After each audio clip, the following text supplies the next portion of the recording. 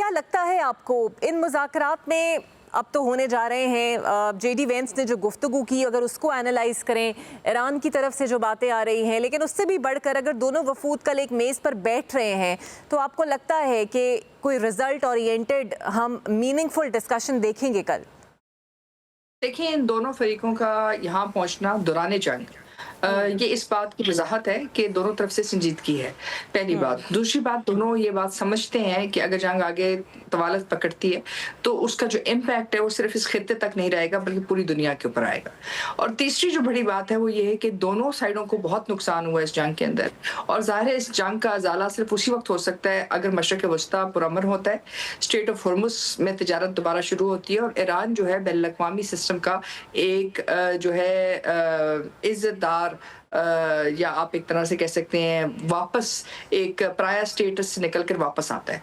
अगर ये आएगा और ये जो जंग का माहौल है ये कम होगा तो ये दोबारा मशरिक़ वस्ता के अंदर कोई इन्वेस्टर कॉन्फिडेंस आ सकता है या ये दोबारा इस जंग के जो असरात उनसे निकल सकते हैं। और जंग के असरात से निकलना इसलिए भी ज़रूरी है कि बहुत सारे लोगों ने इस सारी जंग का कुछ ना कुछ अज़ाला तो करना है। तो वो मशरिक़ वस्ता की अमन के बगैर नहीं हो सकता। और आप डॉक्टर मारिया, आप ये समझते हैं कि अमेरिका ऑब्वियसली अब इस मुज़ाकरात में इट्स अ पार्ट और गुड फेथ के अंदर वो मुज़ाकरात करना भी चाहता है। जेडी वेंस निकलने से पहले एक अच्छा मैसेज देते हैं, लेकिन पीछे बैठे डोनाल्ड ट्रंप जो हैं वो थोड़ा सा साथ ये भी तड़का लगा देते हैं कि अगर कामयाब ना हुए तो एक और कुव्वत के साथ हम कार्रवाई करेंगे। खुद ट्रंप के ऊपर भी दबाव है कि इस जंग से जल्द निकला जाए, क्योंकि नवंबर आने वाला है, इम्पीचमेंट का खदशा भी मौजूद है। उन पे क्रिटिसाइज भी हो रहा है कि कोई लॉजिकल वॉर ये नहीं थी, अमेरिका की तरफ से कोई लॉजिकल मूव ये नहीं थी। देखिए, अमेरिका ने लॉजिकली ये जंग लड़ी थी, इसमें कोई तुम्हें दो राय नहीं होनी चाहिए।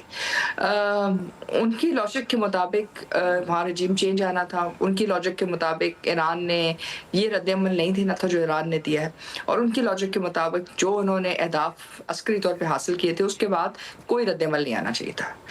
लेकिन अगर आप देखिए इस पूरी 40 दिन की जंग में मुख्तलिफ औकात में प्रेज़िडेंट ट्रंप ने कहा कि हमने उनकी ये चीज़ तबाह कर दी, वो तबाह कर दी, उनकी मिसाइल की उनके पास कोई कैपेसिटी नहीं है और उसी चंद घंटों में ईरान की तरफ से कोई ना कोई रद्द-ए-अमल आया। तो जो रिज़ॉल्व था ईरानियन नेशन का, जो रिज़ॉल्व था ईरान की अस्करी ताकत का, बावजूद इसके कि पहले दिन, पहले घंटों में ईरान की तमाम सीनियर लीडरशिप को जो है निशाना बनाया गया और उनको जो है शहीद भी कर दिया गया।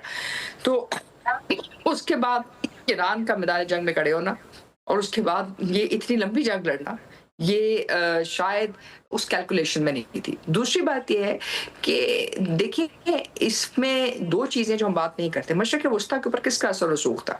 ईरान पे किसका असर रसूख था? JCPO में क्या हुआ था? JCPO में जो 6 पार्टी टॉक्स थी उसमें बर्तानिया, फ्रांस और ये तमाम ममालिक, इन्होंने ईरान को वापस एक इंटरनेशनल प्लेयर लाने के लिए तकरीबन तमाम बातें मनवा ली थी न्यूक्लियर प्रोग्राम के लिहाज से और उसके बाद बतरजीह ईरान के ऊपर सैंक्शंस ने कम होना था और ख़त्म होना था।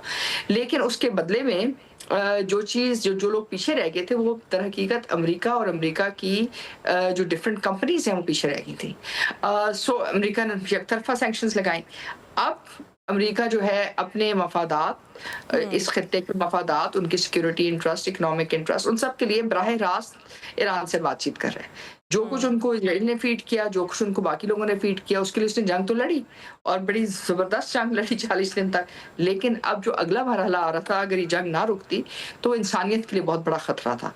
क्योंकि उसमें एटमी फॉलआउट भी हो सकता था, उसमें 800 दुकानें वो कह रहे थे, 14,000 ईरान ने कहा था कि उनके पास मिसाइल हैं, 45,000 ड्रोन।